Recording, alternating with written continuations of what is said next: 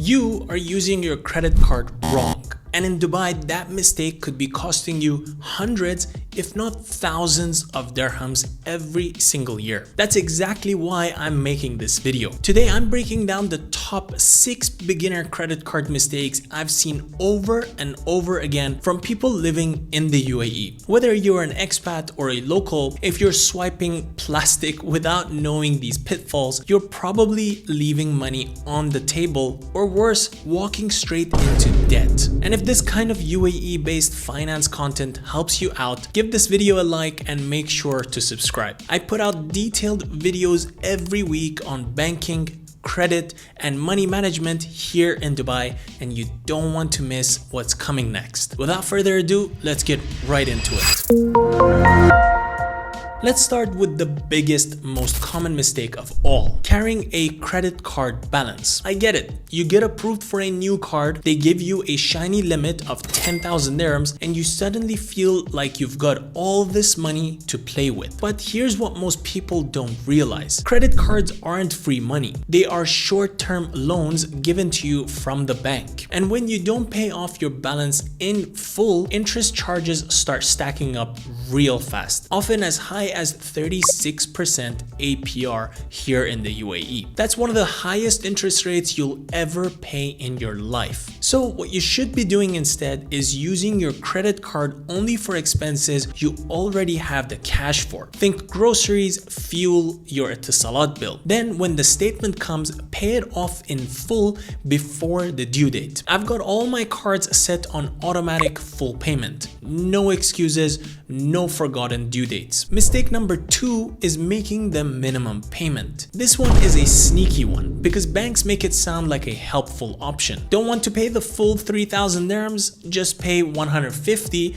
and keep moving. But here's the problem. Everything else on your balance starts accruing interest, and before you know it, you're drowning in debt. It's a trap designed to keep you in the system. Always make sure you're paying off your full statement balance, not just the minimum. Automate it if you have to, and never spend more than what's sitting in your savings or current bank account. That brings me to mistake number 3, maxing out your credit limit. Let's say your credit card has a 5,000 dirham limit and you use up the full amount in a single month. Even if you pay it off, that high utilization shows up on your credit report and can hurt your credit score. In the UAE, your credit score is managed by Etihad Credit Bureau, and high utilization is a red flag. So aim to keep your usage below 30% of your total limit at any given time. So if you have 10,000 dirhams in available credit, try to stay under 3,000 in actual spending. Personally, I always make mid-cycle payments if I know I've spent a little more than usual. That way I bring down my balance before the statement closes and keep my utilization low. Now let's talk about a mistake I wish more people understood: taking a cash advance from your credit card. Please just don't do that. I don't care how desperate the situation seems, pulling cash from your credit card is one of the most expensive things you can do. There's no grace period, and interest kicks in immediately, and the fees are brutal. If you're tight on cash, look into personal loans, ask your employer for an advance, or even use a buy now pay later app like Tabby or Tamara. But avoid credit card cash advances unless it's a true emergency. Here is another mistake: not using your credit card at all. I see this a lot with people who open a card to build credit then never use it. Here's the issue: inactive cards don't build your credit score. Worse, if your oldest card goes unused for too long, the bank might even close it, and that shortens your credit history, which is bad news for your score. So here's what I recommend: use old cards for small recurring charges. For example, I've got one no-fee card where I just use for Netflix. It's 55 dirhams a month, which I automate the payment, and boom, that card stays active, helps my credit score, and I never have to think about it. Mistake number 6 and this one is a big one, is using the wrong card altogether. Way too many people in Dubai just say yes to whatever card their bank offers during your account setup, or they fall for the in-store offers like 10% off today if you open a store card. These aren't usually great long-term options. Here's what you should do instead. Think about your actual lifestyle. Are you someone who drives a lot? Get a card that rewards fuel spend. Do you dine out every weekend? Look for cards with Zomato Pro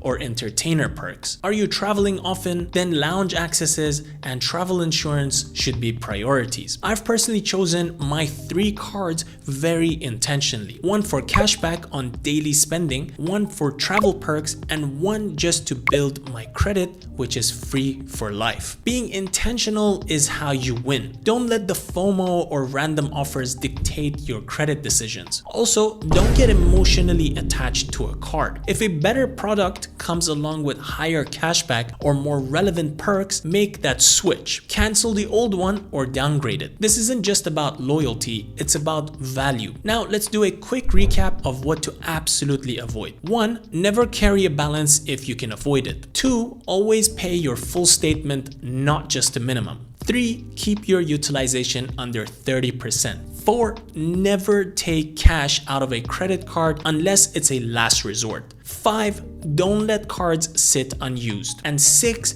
Use the card that aligns with your actual spending habits. And one bonus tip for you all. Always read the fine print. A lot of UAE cards have bonus conditions. Maybe you only earn 5% cashback on groceries if you spend 2,000 dirhams across other categories first. Or the lounge access only kicks in after one international purchase. So read your terms and understand your tools. So here's my final thoughts. Look, I've made some of these mistakes myself when I first got started. I once forgot to pay off a small balance and the late fee plus interest came out to more than the item I bought. It was a wake-up call. Since then, I've built a system that works and now my cards actually pay me to spend. Now, if you found this video helpful, drop a like, subscribe for more deep dives into personal finance in Dubai, and hit the bell icon so you never miss a video. And tell me in the comments below, what's a mistake you've made with your credit cards